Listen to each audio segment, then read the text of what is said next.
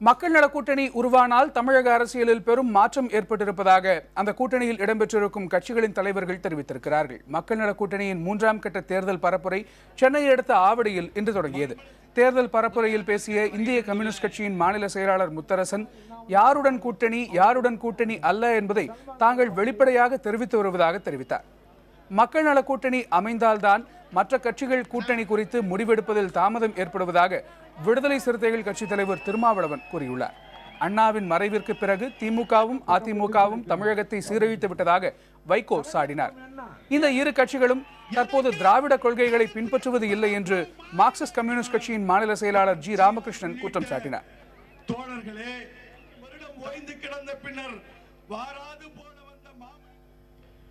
ஜெயலலிதா கூட்டம் மதுபான உற்பத்தி நிலையங்களை வைத்திருக்கிறார்கள். கலைஞர் கருணாநிதிக்கு வேண்டியவர்கள் மதுபான உற்பத்தி நிலையங்களை வைத்திருக்கிறார்கள்.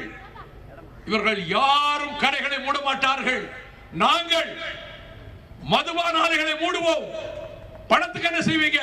மணல் கொள்ளையை தடுப்போம், தாது மணல் கொள்ளையை தடுப்போம், தமிழக வாழ்வாதாரங்களை காப்போம், சகாய மாதிரி அதிகாரிகளை கொண்டு முக்கியமான கேந்திரங்களில் வைத்து நிர்வாகத்தை ஒழுங்குபடுத்துவோம். கடந்த தேர்தல்களில் சில கட்சிகள் திராவிட முன்னேற்ற கழகத்தோடு இருந்தன, சில கட்சிகள் அதிமுகவோடு இருந்தன.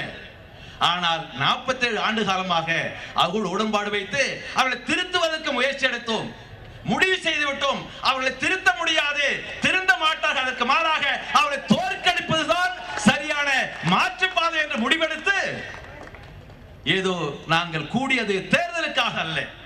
நம்முடைய அணி சொல்லுகிறது, இந்த தேசத்திற்கு பாதகம் விளைவிக்கக்கூடிய பாரதிய ஜனதா கட்சியை சேர்த்துக் கொள்ள மாட்டோம். தவறான பொருளாதார கொள்கையை பின்பற்றிய காங்கிரஸை சேர்த்துக் கொள்ள மாட்டோம். தமிழ்நாட்டை ஊழலமயமாக்கிய திமுகவை சேர்க்க மாட்டோம், அண்ணா திமுகவை சேர்க்க மாட்டோம். ஜாதி வெறி பிடித்து அலைந்து கொண்டிருக்கிற பாமகவை சேர்க்க மாட்டோம் என்று திட்டவட்டமாக அறிவிக்கிறோம், பகிரங்கமாக அறிவிக்கின்றோம், வெளிப்படையாக பேசுகிறோம். நண்பர் விஜயகாந்த் மக்கள் நல கூட்டணி என்ற ஒன்று இருக்கிற காரணத்தாலும் அல்லது பாரதிய ஜனதா தலைமையில் ஒரு கூட்டணி உருவாக வாய்ப்பு இருக்கிற காரணத்தாலும் இந்த இரண்டையும் போக்கு காட்டி திமுகவுக்கு தண்ணி காட்டி கொண்டிருக்கிறார்.